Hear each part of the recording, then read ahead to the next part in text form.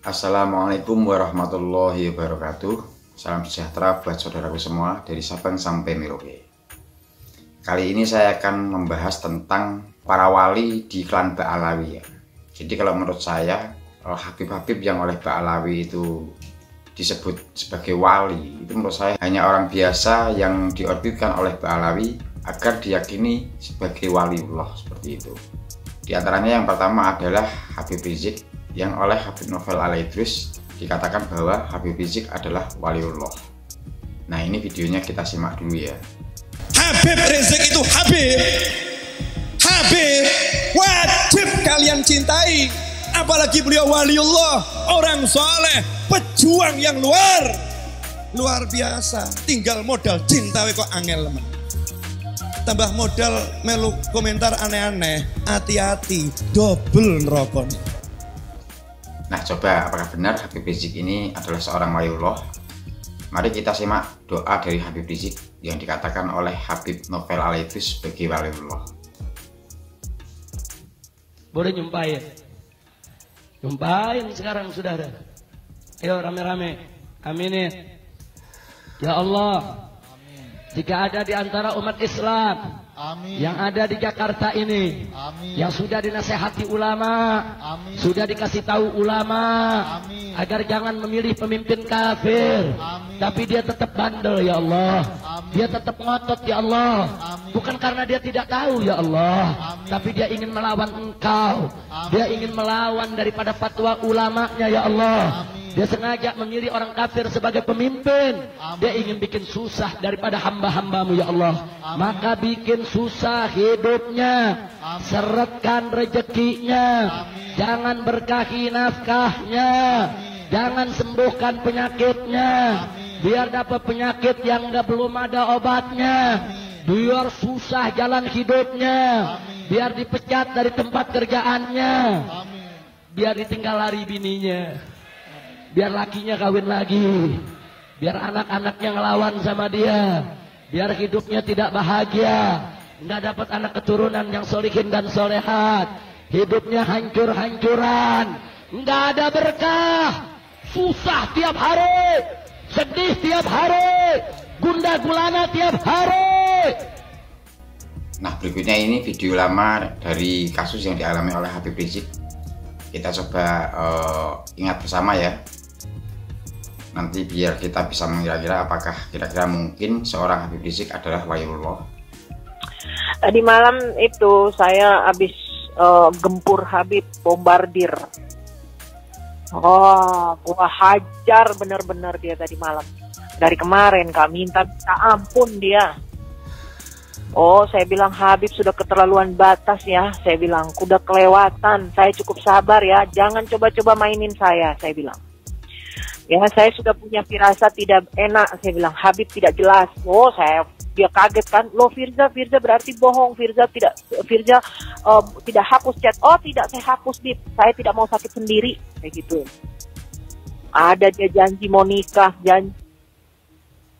dia janji mau nikah, dia janji ada semua Kak. Saya kirim ke dia. Stres dia Kak Emma. Stres dia Kak Emma. Tolong Firza, tolong. Sudah, saya tidak mau lagi berjuang. Dia bilang saya suruh orang lain aja mimpin. Saya bilang saya tidak ada punya niat ya. Saya bilang saya tidak punya niat untuk memberi Habib sakit atau apa. Tapi saya pengen ini murni, jangan dicampur aduk cinta saya sama Habib dengan yang lain. Saya bilang gitu. Jangan coba-coba. Saya bilang ampun Firza, iya. Tapi Kak, nggak jelas juga itu, nggak jelas juga. Kalau Habib Rizik ngomong, ngasih kode ke saya boleh. Tapi kalau dia yang ngomong itu pinter-pinter dia kali. Kak Emma. Tentu Habib Rizik oke. Tapi Kak Emma, saya kasih kena bagiannya dari kemarin. Sampai tadi subuh dia WA, iya Firza, semoga Firza sejuk hatinya. Oh, coba begitu. Saya bilang, Bib, saya berbuat seperti ini karena perbuatan Habib sendiri. Nah, Habib merasa diteror, diancam, tertekan karena perbuatan Habib sendiri. Tapi saya ini cukup sabar, Bib. Habib keterlaluan batas, saya bilang. Saya dianggap apa? Jangan, Bib. Bib, saya bilang, pemimpin bisa tumbang karena wanita. Saya gituin. Pertama dia ngamuk-ngamuk kan, Firja mau ini saya, udah Firja ini. Awal dia ngamuk tuh kayak mau, saya lawan, saya nggak peduli. Virgil saya stres, saya ngedrop. Saya lebih stres, saya lebih ngedrop. Saya lawan Kak Emma. Dia bilang, Virgil saya hampir gila gara-gara masalah ini. Saya lebih gila, Bit. Teman-teman saya semua menegur saya tidak pernah berkelakuan seperti ini. Saya bilang begitu, sampai kaki saya dijahit, saya gituin.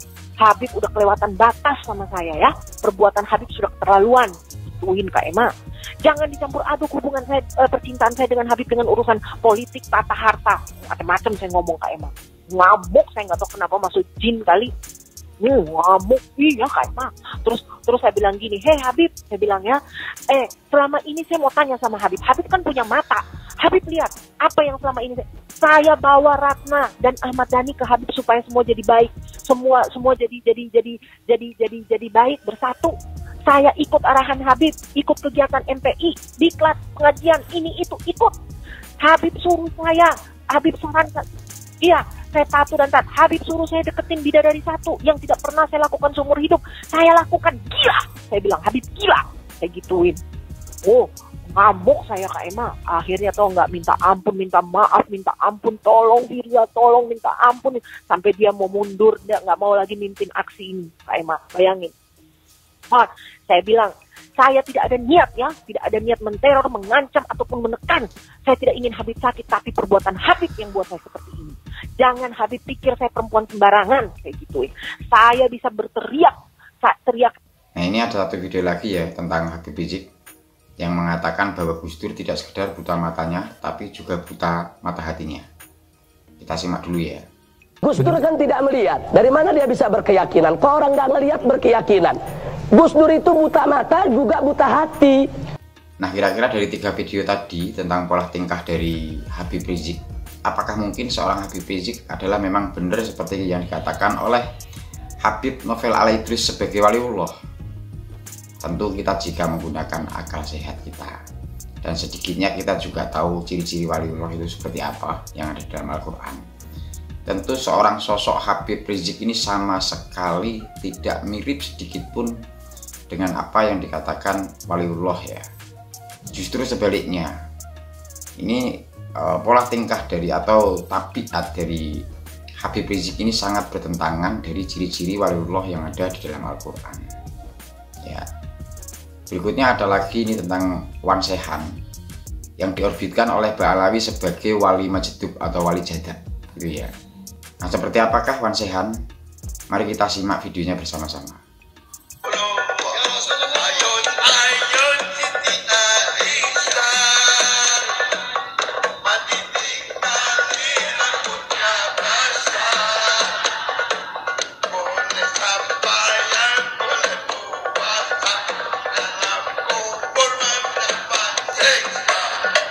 Nah, kira-kira apakah mungkin seorang Wan Sehan ini adalah wali Majdub atau wali jadab?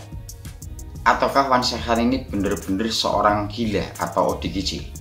Jadi sepengetahuan saya, setidaknya seorang wali Majdub atau wali jadab itu, baik tingkahnya ataupun ucapannya, itu tidak akan pernah menyimpang dari syariat Islam sendiri. Seperti contoh, seandainya ada wali jadab ya, terus dia mencuri, nah itu berarti bukan wali jadab tapi orang gila. Artinya seorang wali jadab itu tidak mungkin melakukan perbuatan ataupun ucapan yang menyimpang dari syariat Islam sendiri. Nah seperti tadi yang dikatakan dalam nyanyian Wan Sehan ini ya, walaupun itu pantun, itu kan dikatakan bahwa boleh sembahyang, boleh puasa, di dalam kubur mendapat siksa. Itu artinya kan orang yang sembahyang dan puasa di dalam kubur mendapat siksa. Bahkan di situ dikatakan kan Siti Aisyah. Siti Aisyah dalam pantun itu bisa dipahami sebagai istrinya Rasulullah Shallallahu Alaihi Wasallam kan. Ataupun seandainya dipahami bukan sebagai istri Rasulullah Shallallahu Alaihi Wasallam, kalimat tersebut tentu bertentangan dengan akidah yang ada di dalam Islam, ya kan? Dimana orang yang layak masuk neraka adalah orang yang ahli maksiat, dan sebaliknya orang yang ahli ibadah ataupun seperti contohnya melakukan sholat dan puasa itu oleh Allah kan dimasukkan di dalam surga kan, seperti itu. Jadi ucapan dari Wan Sehan ini bukan ciri-ciri dari seorang wali jadab atau wali Majdub, Tetapi melainkan ini bukti bahwa Wan Sehan ini adalah orang gila yang oleh Mbak Alawi ditampilkan sebagai wali jadzab, kan seperti itu. Nah, berikutnya ada satu lagi seorang Habib yang memakai gelar Presiden Sufi sedunia. Tidak lain dan tidak bukan adalah Habib Lutfi bin Yahya ya. Gelar tersebut sebagaimana kita ketahui bersama, dulunya adalah Presiden Torekoh sedunia, seperti itu. Beberapa tahun belakangan dirubah menjadi Presiden Sufi sedunia. Jika kita memahami apa itu Sufi berdasarkan dari pendapat dari Syekh Abdul Qadir Jailani, diantaranya Sufi adalah pelaku tasawuf yang setidaknya sudah pernah mimpi bertemu Rasulullah Shallallahu Alaihi Wasallam. Nah, dari situ bisa kita pahami bahwa Sufi adalah seorang waliullah, ya kan? Jadi Sufi itu tidak sekedar pelaku tasawuf, tetapi menurut Syekh Abdul Qadir Jailani, Sufi itu adalah pelaku tasawuf yang sudah pernah mimpi bertemu Rasulullah Shallallahu Alaihi Wasallam. Nah, seorang Sufi yang mimpi bertemu Rasulullah Shallallahu Alaihi Wasallam, saat itu Sufi tersebut baru dikategorikan Sufi muda. Nah, kalau Presiden Sufi sedunia seperti gelar yang disandang oleh Habib Lutfi bin Yahya, itu berarti adalah pemimpin wali sedunia, atau nama lainnya adalah wali kutub, ya kan?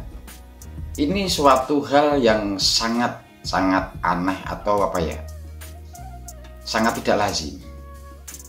Karena wali itu kita ketahui bersama sebetulnya kan disembunyikan oleh Allah ya, tidak diobral seperti itu ya, apalagi wali kutub, ya kan, apalagi pemimpin wali sedunia. Ini kan tidak mungkin diobral gelarnya. Nah, coba kita pahami lagi dengan video yang satu ini. Apakah benar seorang Habib Lutfi bin Yahya ini adalah Presiden Sufi sedunia atau pemimpin wali sedunia atau wali kutub? Nah, ini ada satu video Habib Lutfi bin Yahya mencium tangan Wan Sehan tadi. Ini coba kita lihat bersama.